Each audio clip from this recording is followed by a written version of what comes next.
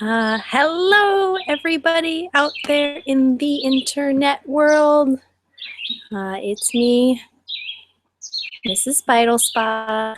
I don't know who all is out there. Just kind of checking YouTube, getting everything kind of up and going here. So give me a second. I am doing this by myself, so it's kind of a... There's the cat. Oh. Hold on, let's get everything okay. So we're gonna be kind of doing a couple things here. Okay, so I'm ready. Everything seems to be working pretty well. And except for what I just did there. We're gonna be doing a couple major things. We're gonna be here for about a half an hour, and if we get a couple of viewers on, people interested, and some comments and questions, then I will stay on until about 8 o'clock tonight, which is pretty close to past my bedtime. So what I am kind of looking for folks out there, if you are watching, to either comment below on YouTube, or if you are watching me from Google Hangout, if you can comment in the comment section, which quite honestly I'm not really sure where that is, but I think I can see it. This is only my second live event, and the first one was last night for the U.S. History Regents, and it was not working perfectly well. So we're going to do our best to see how this goes today.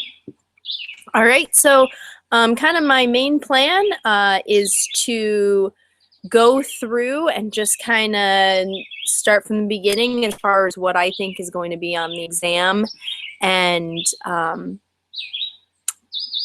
kind of start from the beginning and kind of go on. And like I said, please leave some comments below or over on wherever you do a Google Hangout thing. If you're on there, I've got it on, so hopefully I can figure it out. And I do have the Q&A turned on, I believe. Let me double check. Oh, there we go. Now we should be good. Now I think we've got our questions. So feel free to ask any questions you want there. So the way I'm going to start this, just pretty obvious reminder that tomorrow's exam will be 50 multiple choice questions, 1 thematic essay, 1 DBQ essay, but about 10 to 15 short answer document-based questions. So lots going on. I believe this to be the hardest exam that the New York State puts out. So more power to you folks. I don't envy you. I grew up in New Jersey. I didn't have to take it. So it does seem like we got some people watching, so it's pretty exciting. Again, questions, comments on YouTube. All right, so I am going to start off by talking about some things that I think will be on there. I'm using a little cheat sheet over on the side. So a couple of things. Usually one of the first couple questions is referring to the study of history itself, the jobs of historians, or even, you know, maps in general. Hold on, I got the cat wants to join. This is Jasper. Say hi. So there's a couple of different kinds of maps out there. There's political maps. That's the ones that are kind of colored. Those are the pretty ones. That are clear, that show clear, distinct borders. And then there are physical maps. Those are the ones that show mountains, rivers, streams, things like that. So those are the two maps that you'll kind of more or less see on the Regents exam. The other thing that we want to think about when we're talking about historians are the two types of sources that are out there. You have your primary source and you have a secondary source. A lot of times you'll see a question that says something along the lines of there are two, or so-and-so has written a letter, is that a primary, secondary source? So that is referring to a primary source. So that's from the actual person, time, place, where a textbook is going to be a secondary source. So anytime you see textbook, definitely think secondary sources. Primary is the first person that has written in that. So that's what we're looking for when you're looking at primary sources. Just checking the YouTube here. Seeing if we got any questions. Oh, I messed up big time. Okay. No comments though. All right, so no questions. I see people watching, but I don't know what anyone's questioning. Maybe there's no questions yet. Primary, secondary sources, great. Oh no. Okay, so then as far as timeline of history goes, where are they going to start? Well, they're probably going to start with the Neolithic Revolution. This is a non-political revolution, meaning that there wasn't like a war fought, there was no countries being created or anything like that. A Neolithic revolution is referring to, this is the agricultural deal. This is when humans learn to farm, domesticate animals, and that, of course, causes people to stay in one spot. So people stopped moving around. They were able to stay in one spot. So you might, and if you see Neolithic Revolution, you're going to see it in probably one of two places. One would be the beginning of the exam, probably in the first 5 questions or so, or that you may see it at the end of the exam as far as a thematic essay or a DBQ, document-based question. So again, key things, though, that you want to think about when you're looking at Neolithic Revolution is it's the movement from nomadic peoples to farming and agriculture and domestication of animals. And it also led to the development of cities. So once we were able to stay where we are, we started to create cities. So that is the Neolithic Revolution, or sometimes referred to as the cultural or the agricultural revolution. That's what we need to do there. All right, and then so next kind of group we're moving into would be ancient civilizations. Key things that you want to think about here is that this is where people are going to settle down, and most of the time they're going to settle down near farms or I'm getting all sidetracked. There's too much going on here. Not farms. They start to settle down by rivers because they can farm. So when you think of early civilizations, they're going to all start out by some important river. So you're going to think of the Fertile Crescent, okay? Crescent-shaped area of Iraq between the Tigris and the Euphrates. You're going to think of the Nile River in Egypt. And you're going to think of the Indus people at the Ganges and the Indus River in India. So those are the 3 main river civilizations you want to think of at the beginning of civilization. I know this is like last year stuff. This is Global One stuff. So if this sounds really like a ways ago that you learned it, it was a ways ago. It was last year, beginning of last year. But those are the key things you want to look for. Again, river civilizations, you're going to refer to anything to do with the Nile River in Egypt. That's where the Egyptians settled down, the pyramids and all that good stuff. You're going to look at the Fertile Crescent in Iraq between the Tigris and the Euphrates rivers. You're going to look at India at the Indus Valley River and the Indus Valley. So those are the 3 things you're looking for with the ancient civilizations. The other thing, since we're kind of quickly talking here about India, monsoons are seasonal wind and rainstorms. They are essential to India. If you see anything about monsoons, the answer will be India. That's what I got to tell you. Monsoons equals India. No other country is really going to have monsoons, or they're not going to be considered important. All right, I'm taking a look.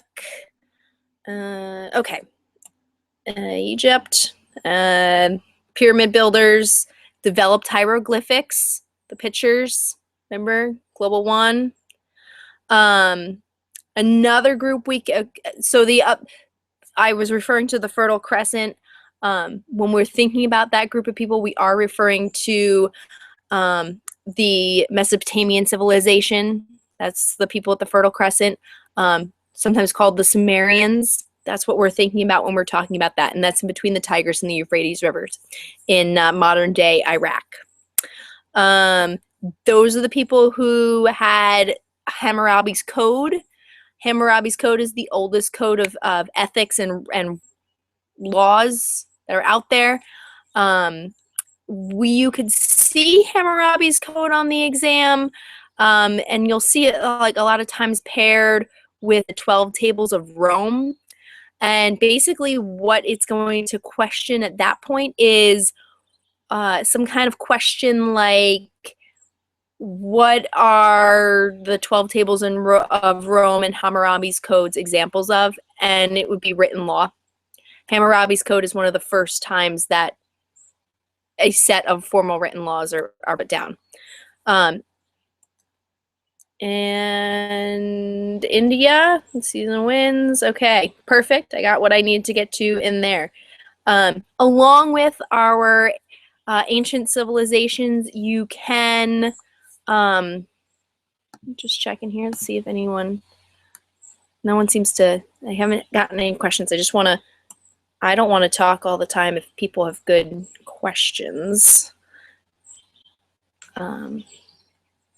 Nope, I don't see any. So I'll keep talking. So China, we could also talk about here as far as an ancient civilization. You're talking there about the Yellow River or the Yangtze.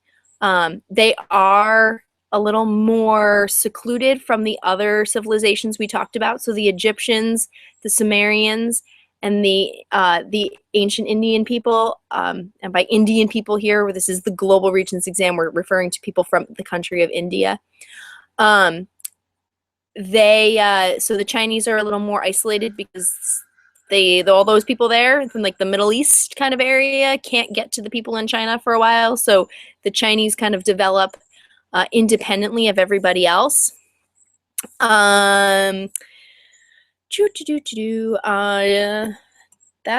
what I gotta say about the ancient Chinese, actually, for now. That's it. They bartered, traded. That's it. Okay. Moving on. And that would be to our classical civilizations. This is where we're going to talk about ancient Greece, Rome, and that's it. Just those. Oh, India can fall in there too, but well, we'll get to them, I guess.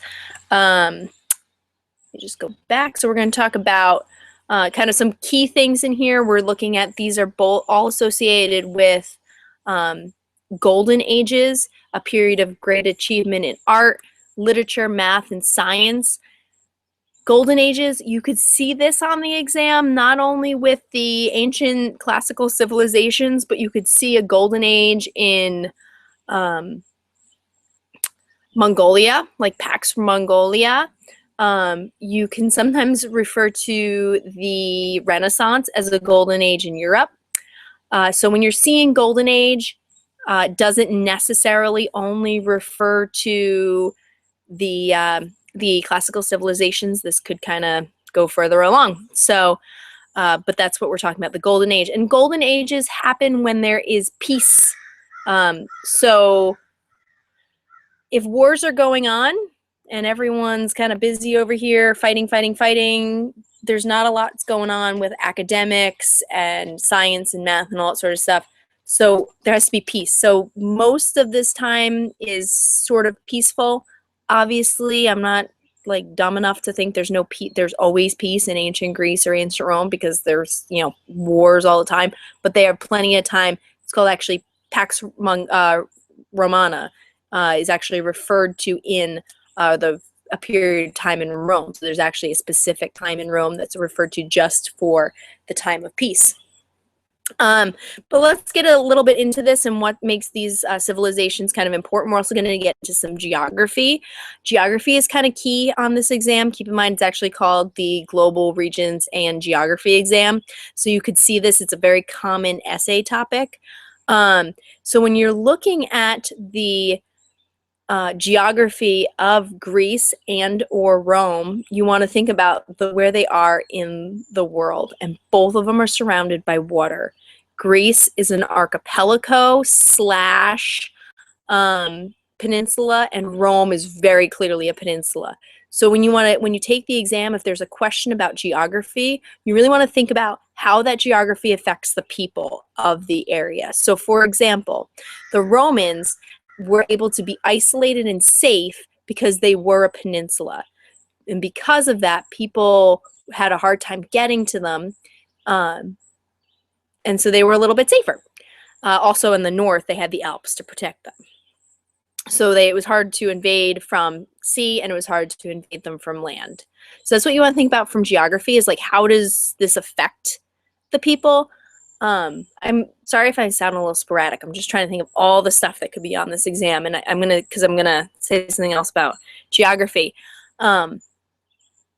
Geography also is you want to talk about like trade and food, supplies, merchant, anything that they have. So if you're also talking about ancient Rome, you can talk about their trading abilities through shipping.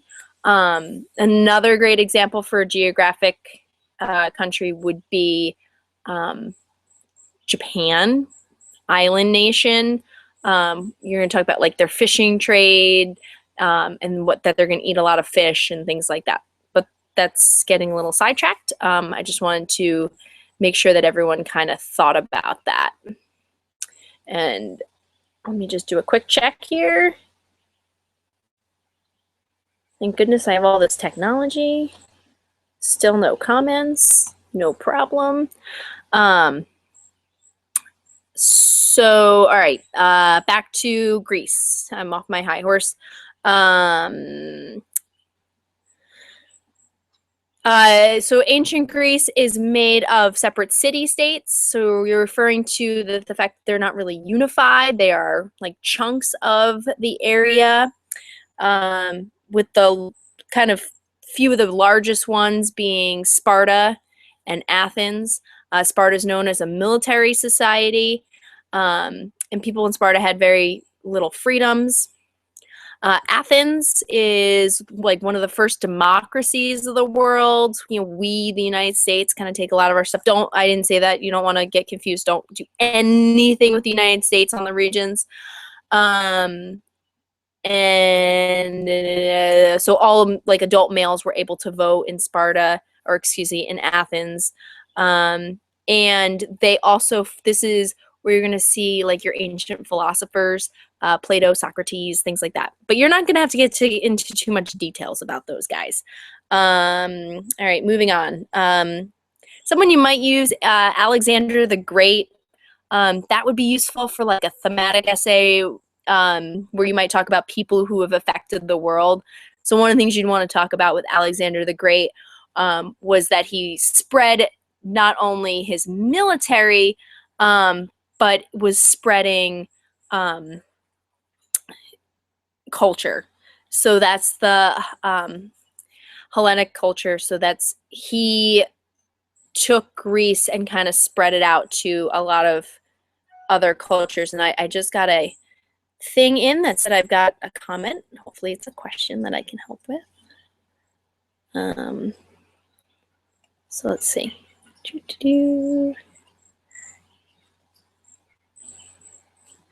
Yes, this is for the exam tomorrow. That's it. Yeah.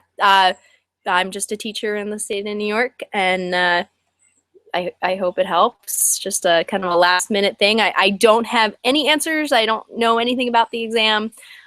Just taking quite a few years of teaching in the state of New York, and getting those together. So if you are out there, that was the question asked, and yes, so hopefully we'll help you.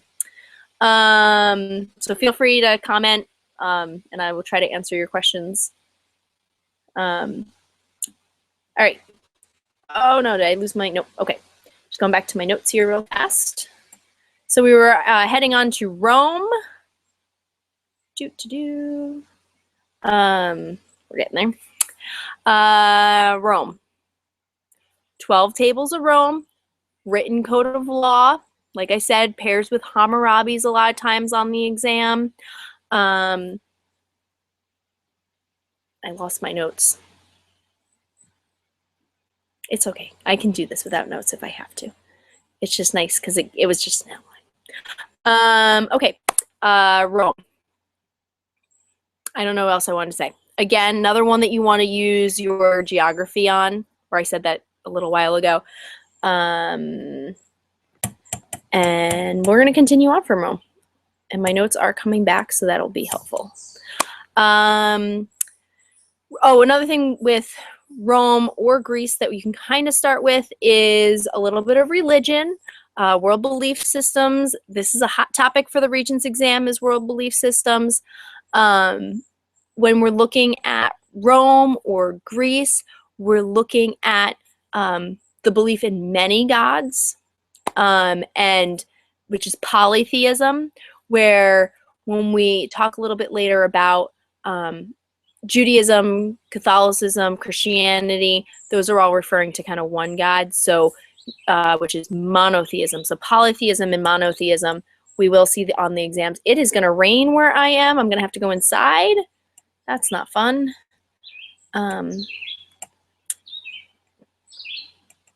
Okay.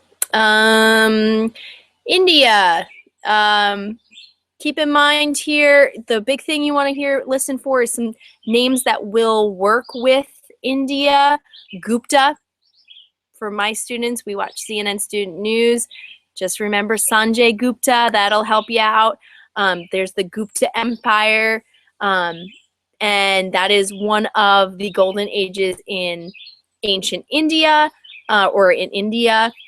They give us, the Indians give us 0.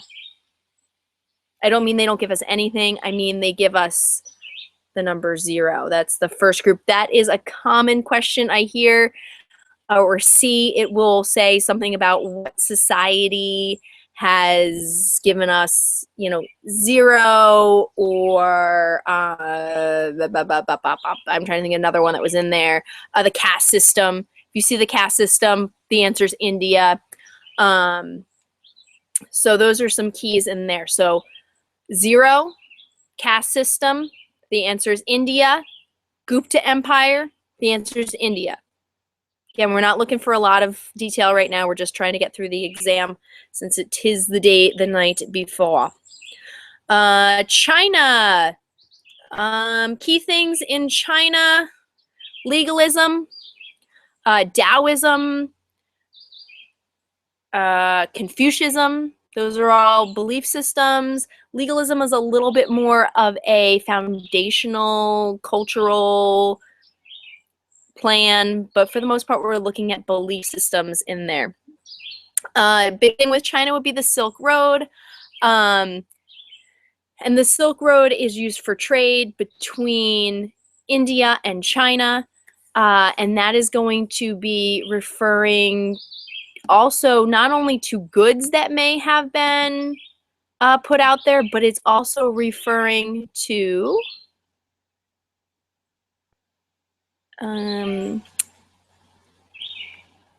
is there a conversion chart out for this region? Just got a question in. Is there a conversion chart out for this region? No, that is not put out until tomorrow afternoon, and it's only open to teachers. It's usually open at about noon tomorrow. You can look at some previous ones if you're out there scoping around. That was a question that just came in. Conversion charts can be found on New York State Global Regents, and you can find ones from previous years. They do change. They don't change too awful much.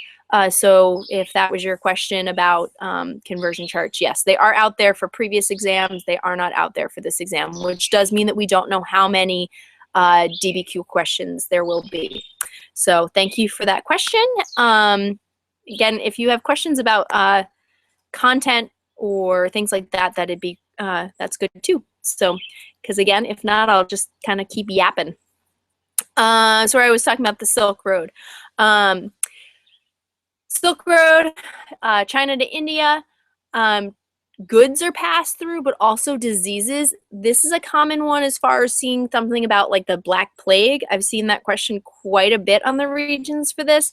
So it's talking about how bad things are also spread through trade. I mean, it happens today. You got the Southeast Asian bird flu and MERS going on now. So, you know, look for that one. Usually for the Silk Road, I see it accompanied with some kind of map. So those are always kind of nice because you don't have to really know as much then. All right.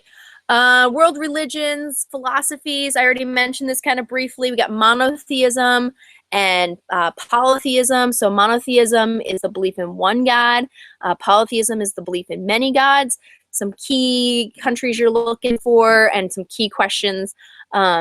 Polytheism would be like the Buddhists, the Hindus, ancient cultures like the Greeks and the Romans were all polytheistic. For monotheism, belief in one God, the main religions there are Judaism, Christianity, and Islam. They also all believe in the same God. He has different names, but it's the same God. But I'm not here to try to solve world peace at this point.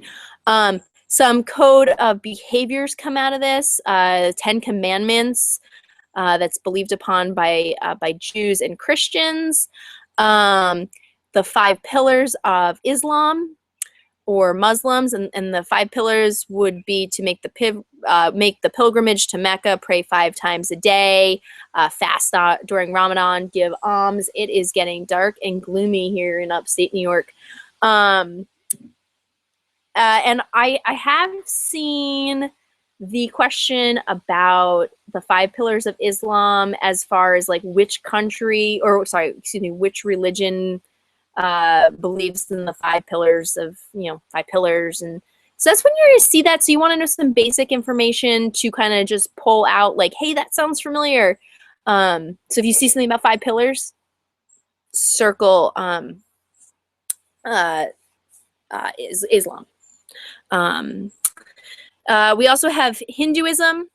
Hinduism would be is a polytheistic country or religion. So they believe in many gods.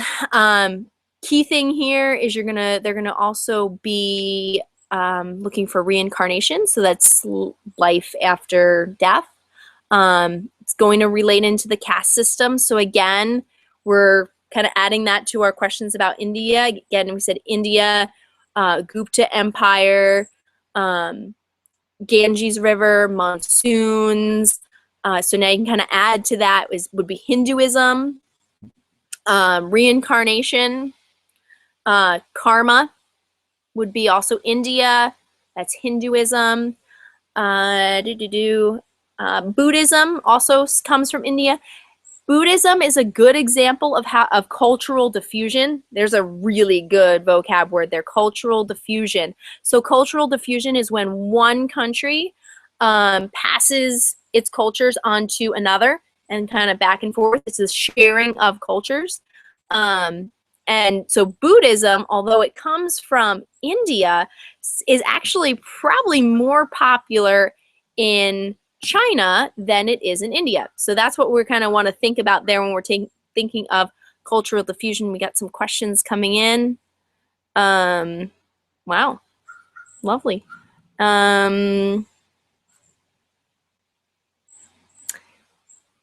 So I got a question about important things to go over on the thematic essay. Sure.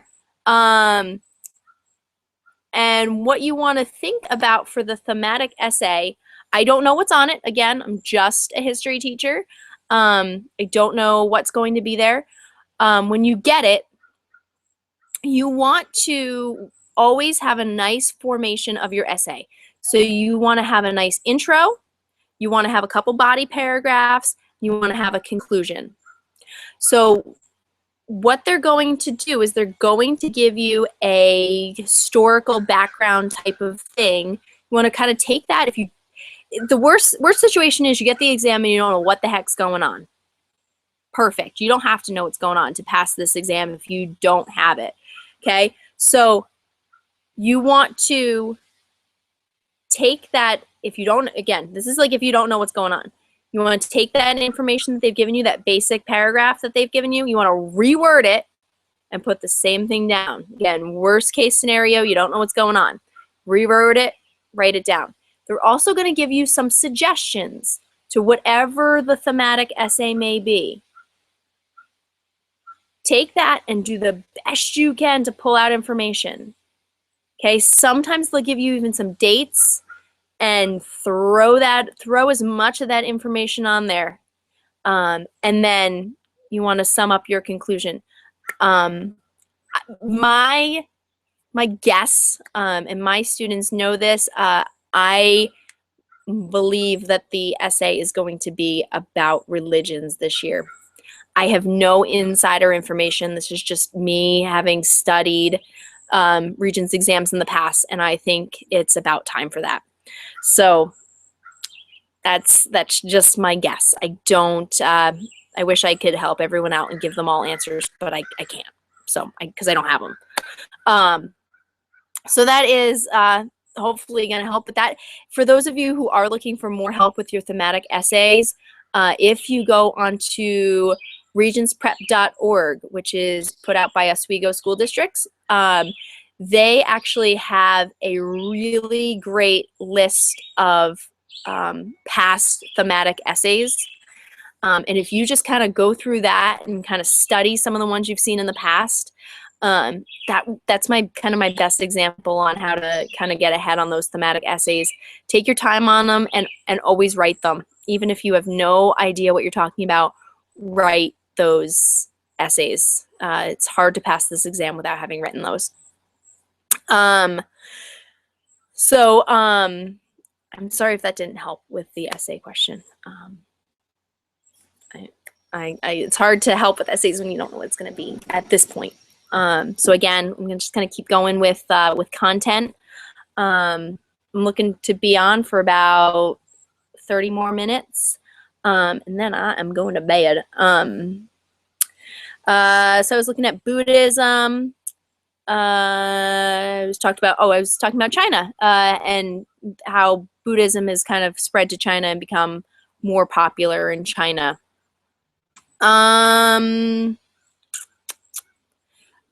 Key here would be the Four Noble Truths. So Buddhism, you're going to answer something about the Four Noble Truths. It does seem to me that they are nice enough not to give you questions that are necessarily too similar. They spread them out. So my point being in this is that Buddhism and Hinduism are very similar. You know, they stem from the same culture. They're both Indian backgrounds, but they also, what was I gonna say? So they don't usually then make you choose from one of the two. So a lot of times there'll be something more different. So it will maybe ask you something about the Four Noble Truths, but they'll ask you, and then it'll kind of give you the choices of Christianity or Shintoism, something that's clearly very different. They usually don't stick with the same countries. The Regents exam is not meant to try to trick all students. So,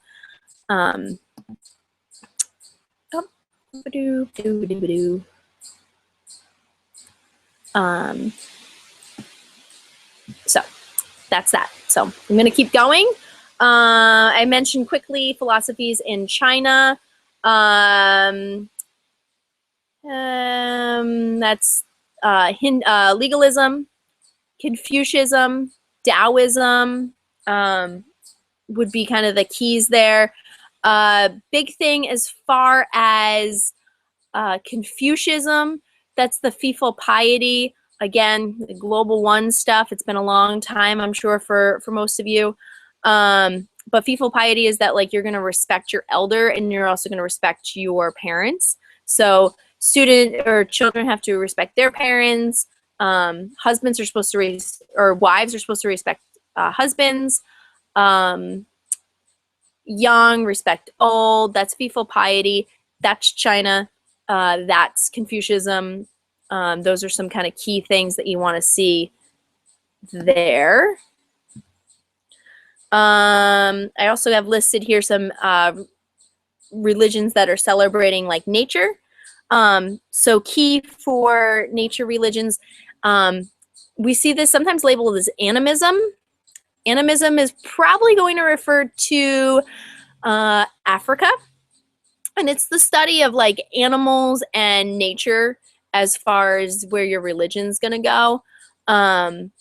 It tends to be like more tribal, smaller groups. There's not like an official like world culture referring in there to animism. On a larger scale, another nature-loving religion would be Shintoism, and Shintoism is going to come out of ancient Japan, where they found the divine in all things that were natural. So Shintoism would be Japan. Animism, small tribal areas, mostly Africa. I could throw some other things out, but they'd be in American history, so I'm not gonna point them out to you guys. All right. Next thing on my list. Golden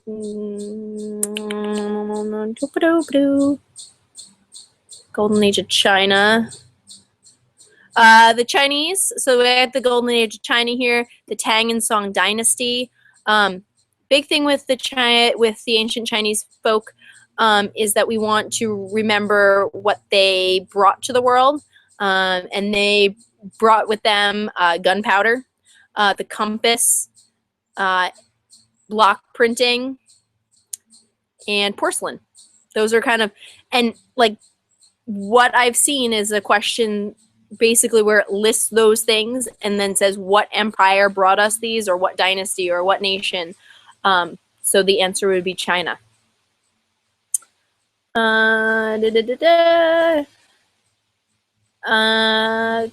Cultural diffusion. Before we kind of move off this topic, cultural diffusion. Again, I talked about that. It's the spreading of cultures from one to another.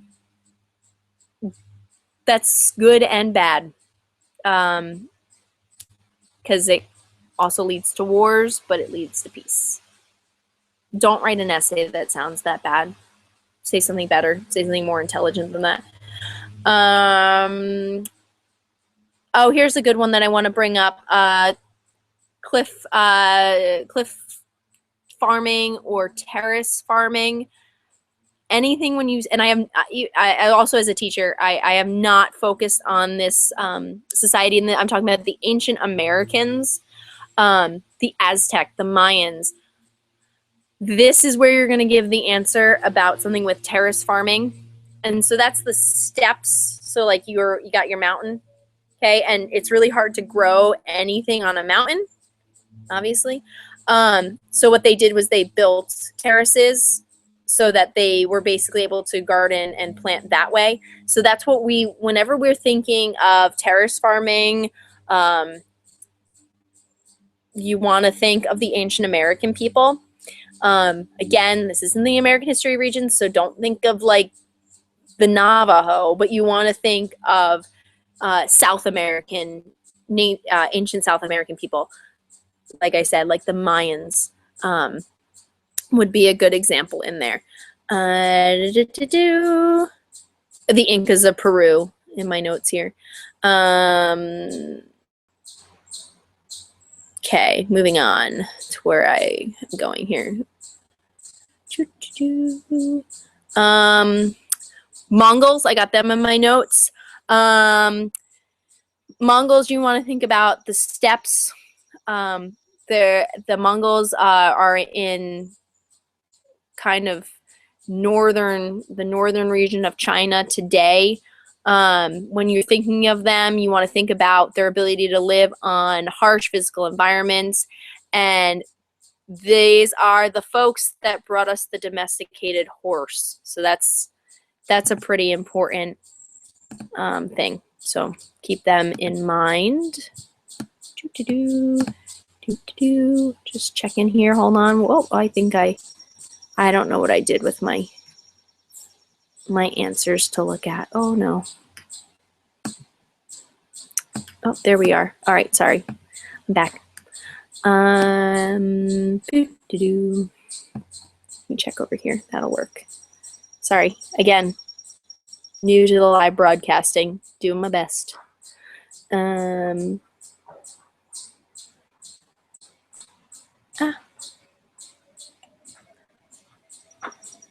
All right, moving on. We're looking to do this in about 14 more minutes or so. Oh, I lost my notes again.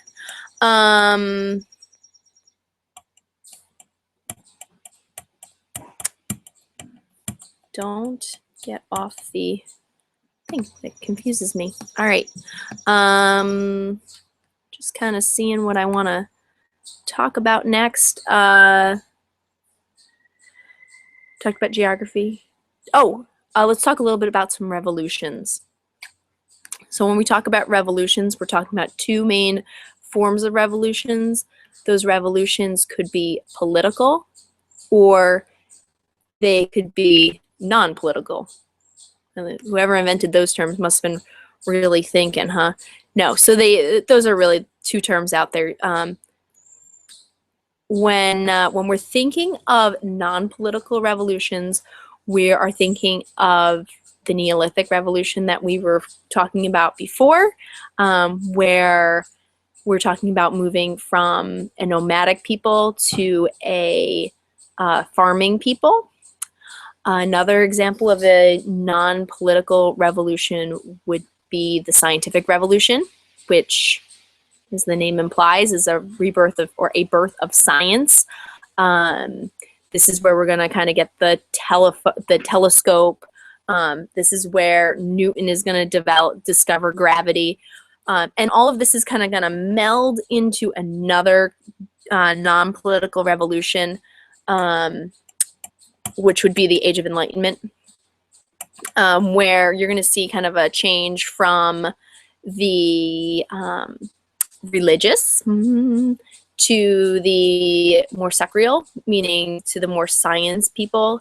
And you're going to see kind of a rebirth of culture, because once, and at this time, I'm kind of referring to Europeans, once Europeans are able to not answer everything by, oh, God did that, science is going to be able to grow. And so that's kind of giving us the scientific revolution. And then right at the end of that, sort of in the middle of it, because there's really no like distinctions here, you're going to get the Age of Enlightenment. And that's going to be like, oh, so if God didn't make that earthquake just happen, then God didn't also make that guy king. So once they realized, like, you know, not everything in life was answered by God, a lot of other things opened up to the people. So those are the kind of the three main non-political revolutions. For the person who asked the question about what could be a thematic essay, I've seen this one a couple times. It's a good one. So political, non-political revolutions. I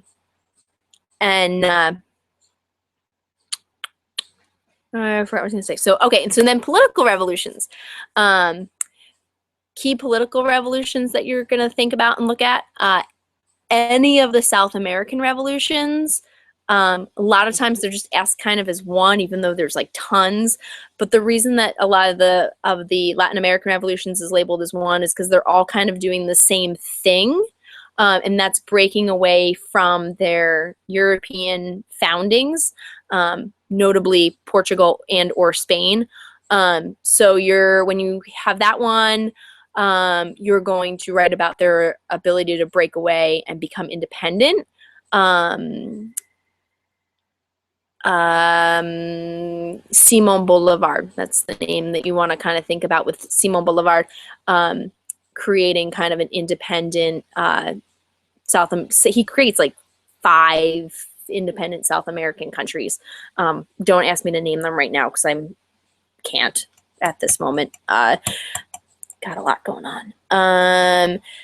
Another political revolution would be the French Revolution. And that is where there's going to be a revolution against the king and queen of France because the people aren't getting what they need. Kind of a key thing to keep in mind with any revolution is kind of this shape. And I'm not referring to some kind of crazy Illuminati deal. No, you want to keep in mind any pyramid. So the political revolutions almost always happen because somebody at the top of the pyramid controls all the power, but there's not many of them. And the people at the bottom, there's a lot of them, and they don't have the power. That's pretty much the answer to any question about a political revolution. So the people at the top have the power, and there's not many. And the people at the bottom have no power, and there's a lot of them. So the people at the bottom want to get to the top, or actually they don't even really necessarily want to get to the top. They just want to be treated fairly. They want life to kind of stop being a pyramid. So keys in here. So if we're looking at the French Revolution, you're going to have the king and queen at the top, followed by the clergy, and followed by the nobles. So you're talking about the king, queen, the clergy, and that's referring to like priests. And at the time, only thing going on in Europe would be the Catholic priests. There was no Reformation. Ooh, good non-political one. I'll talk about it in a second. And then you're going to have the peasants, merchant class down at the bottom. They're going to want to get up to the top. And you're going to see, I should have used this example too when I was doing the South American. What we have up here when we're talking about South America is the top of this pyramid is referring to the Europeans in South America. And then as you kind of move down the pyramid, you also go from kind of pure Europeans down to the more native people. Again, this isn't my personal opinion on people. This is just history. So kind of the less European blood, the less important you become in the pre-revolutionary times in South America. So that's what that's kind of referring to. So from really positive, from European powers kind of down to a native person. This also thrown in there are people of mixed African descent or African descent. So you'd have your slaves and mixed descent in there as well. Another major revolution. Oh, don't. Okay, I don't even know why I'm going to say this because I know a lot of my students like to hear the word don't, and then they do, but I'm going to say it anyway. Do not use the American Revolution, like under any circumstance. Okay, this is the global history regions. Do not use the American Revolution. All right, so with that said, another revolution, another political revolution that you could use, the Russian Revolution. This is a great one. Oh man, I wish we could do this all night long. So the Russian Revolution, again, we're looking at that same concept. The Illuminati. I have way too much fun doing this. Okay, sorry. So the Illuminati, but not. Okay, so again, you have a king and queen. This is Tsar Nicholas up here, having all the power down to the peasant folk. And in this case, the idea is Lenin, Vladimir, not John, not the Beatles.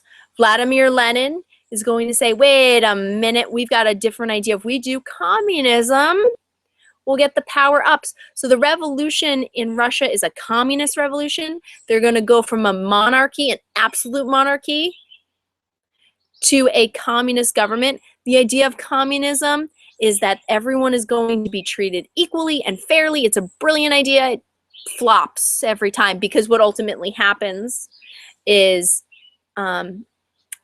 people end up in power again.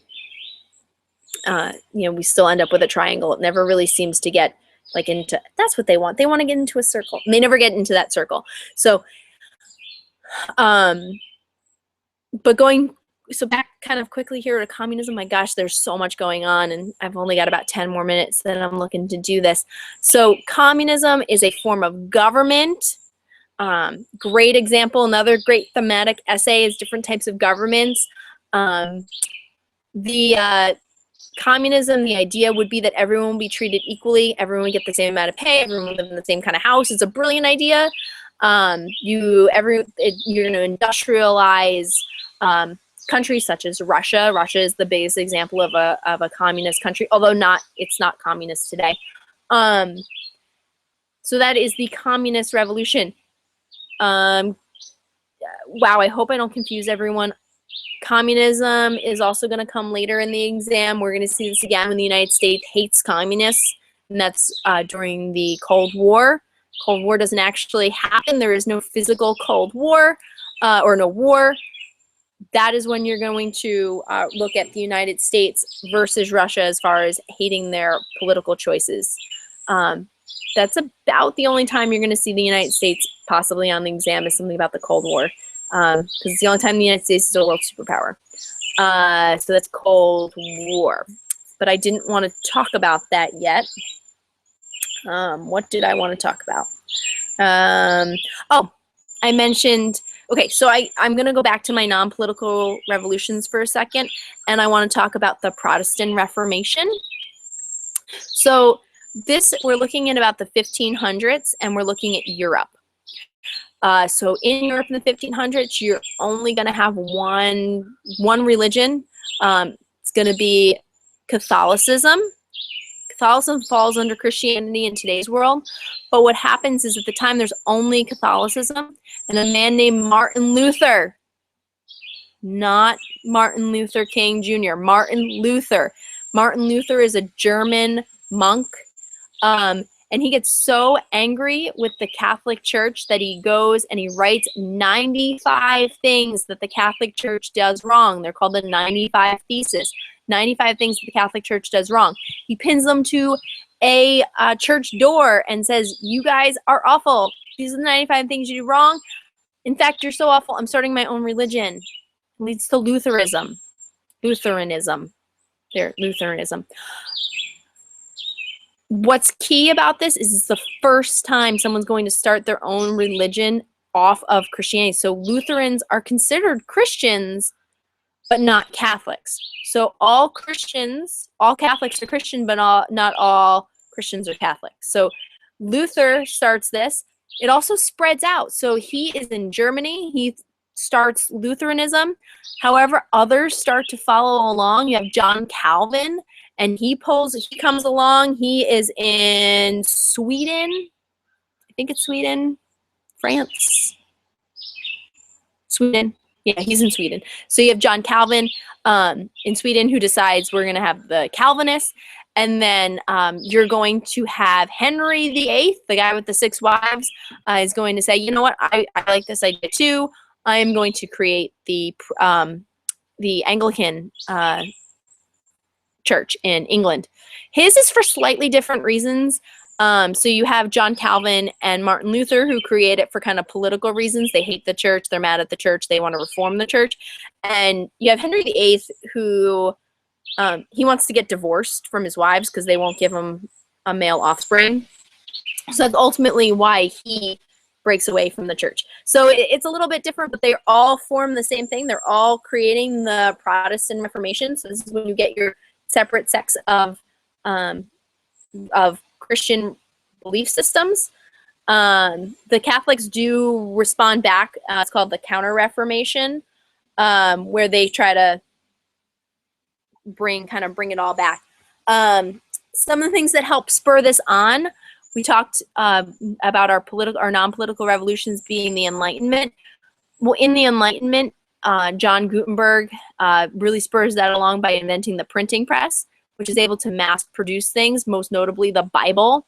And so once people started to read the Bible, they were able to study it on their own and not have it told to them by priests. So that's why we kind of see this as kind of a main sticking point.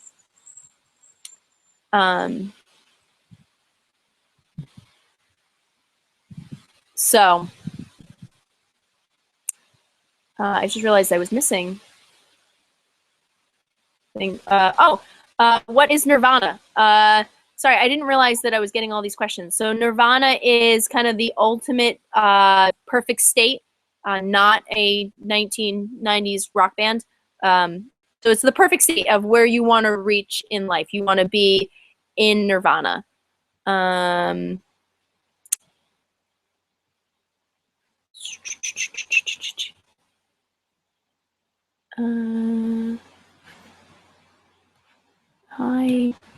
Okay.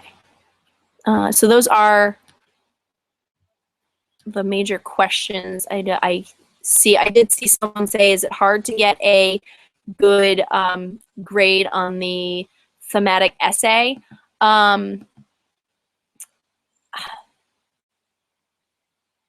I would say that when I'm with a team of teachers and we're grading essays, probably the most common grade that's given out is a 3. If you can get 2 3s on your Regents exams, which equals a 6, you stand a good chance of passing your Regents exam. So, you know, the key to remember, at least at the school I'm at and at the schools I grade with, I have never met a teacher who is trying to fail a student. I'm sure there's people out there who believe differently. And so teachers really want to give their students the benefit of the doubt. So I don't think it's the hardest essay to get good grades on. However, I don't want you to think that it's just like you don't have to try. But again, teachers really, believe it or not, aren't out to get their students. And teachers can't grade their own students' essays anyway, but I've never heard of any teacher being like, I really want this kid to fail. So, you know, I always try to have my students aim for a, you know, higher grade, but you get 2 3s, 2 average grades, and you're probably going to do okay. Again, if you are looking to stay, I'm going to be signing off in just a few minutes here. And if you are looking for more assistance, a great website to go to is regentsprep.org. It's brought to you by Oswego School District, which is in Central New York, and they have some great things there. They have like they have interactive games, and they have interactive multiple choice questions. So that's a really great one, especially if you can stay up later than I can, 8 o'clock, and I'm pretty much done. So that's a great place to go, regentsprep.org. So just kind of looking here, whatever else I think would be really important to get out in the next 2 or 3 minutes. Age of Exploration. Oh, I forgot some of my political revolutions. What else did I want to say about political ones? Fighting involved in political revolutions usually. China has a political revolution, which is kind of a combination. They have a cultural revolution at the same time, but it's through politics. They turned communist as well. They still are communist. Just looking at some vocab here.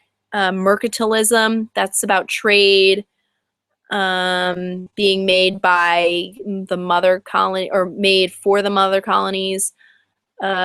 Spain, Portugal, what am I reading? I don't know what I'm reading. Triangle trade.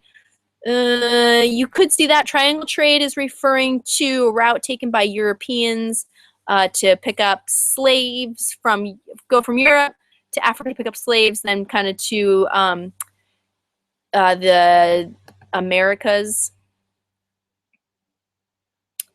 Well, thanks. I hope this helps. I'm doing my best here.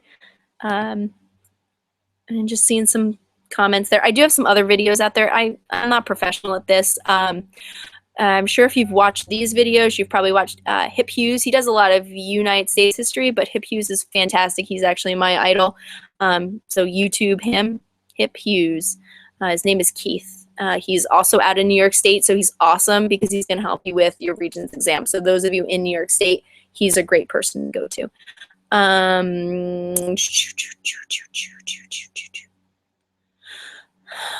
Scientific Revolution, said that one. Enlightenment. Key effects of the Enlightenment. That it started to spur on other political reformation, other political revolutions. That's glad I wrote that. Should have said that before. I wrote it earlier. Couldn't remember it now. Ooh, thinking outside the box here, the Magna Carta celebrates something like its 800th birthday this week. Wouldn't be surprised if we see it then on an exam. Regents exams do sometimes base themselves after history nerds. So the Magna Carta is a code of law that limits the right of the English king. So Magna Carta, England, limiting the right of the king.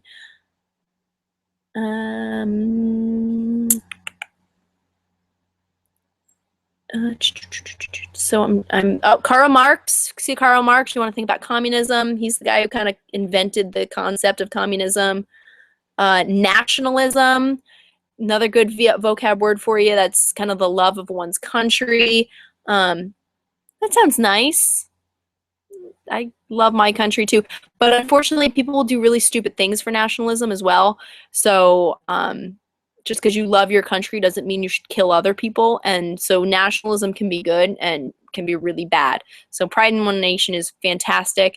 However, it sometimes comes in and you'll do really stupid things in order to support that. And that could be kind of seen here like Germany. You can use kind of a more modern example of World War II and kind of an insane thing that the Germans were willing to do to kind of show their love of Germany.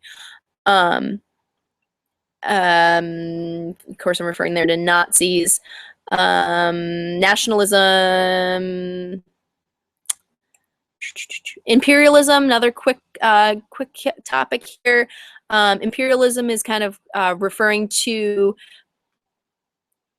a mother country controlling smaller countries, not always physically, but controlling land. Here we are talking about Europeans controlling like much of the world around them. So specifically like countries like England, which are physically really small. If you have a second, like search that up on the map right now. Like it's really small, but it controlled part of every continent in the world for a while. Huge amounts of land that were 10 times the size of more than 10 times the size of the actual country of England. They actually said the sun never set on the English Empire because the way the world span is that there was always the sun was up when and something of England's property was there. So take a look at that when you're continuing tonight, because I'm guessing many of you are going to continue to study. When I'm looking here at my notes for World War I, the most important things you want to remember about World War I are the beginning and the end. So you want to remember that it began with the main ideas, which is militarism, alliances, imperialism, and nationalism. And then you want to remember that it ended with Wilson's 14 points and the Treaty of Versailles, where they're going to really punish Germany for having created World War I, and they are forced to kind of take on these huge repayments, which does lead to World War II because Germany was in such a bad spot that it